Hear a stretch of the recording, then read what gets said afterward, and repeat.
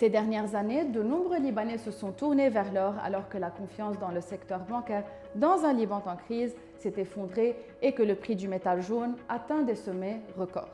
L'or a toutefois connu une certaine volatilité la semaine dernière. Son prix a fortement chuté après avoir atteint des valeurs historiques en fin janvier, lorsque l'or avait grimpé à près de 5 600 $ l'once avant de plonger de plusieurs centaines de dollars. En l'espace de quelques jours, le prix de l'once d'or gravitait autour de 4 700 $, soit une baisse d'environ 15%. Depuis, le métal jaune a rebondi, oscillant autour de 5 000 $.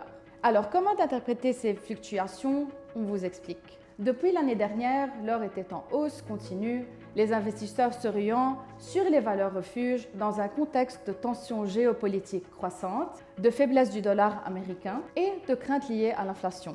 Les banques centrales du monde entier achetaient également des quantités records d'or, alimentant davantage cette tendance.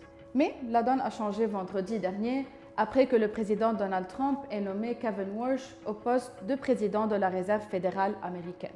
Perçu comme plus ferme face à l'inflation, le prochain patron potentiel de la Fed incarne un tournant qui a renforcé les anticipations de hausse des taux d'intérêt, réduisant l'attrait de l'or. Et lorsque les prix ont commencé à baisser, de nombreux investisseurs se sont précipités pour vendre et sécuriser leurs profits, en particulier les fonds d'investissement qui s'étaient rués sur l'or pendant la hausse. Malgré cette chute brutale, l'or reste quand même en hausse d'environ 75% sur un an, alors qu'il s'est changé aux alentours de 2 700 $ l'once à la même période en 2025. Certaines banques restent toutefois optimistes. JP Morgan prévoit ainsi un cours de l'or à 6 300 $ d'ici fin 2026, tandis que Deutsche Bank anticipe toujours un prix de 6 000 $ cette année.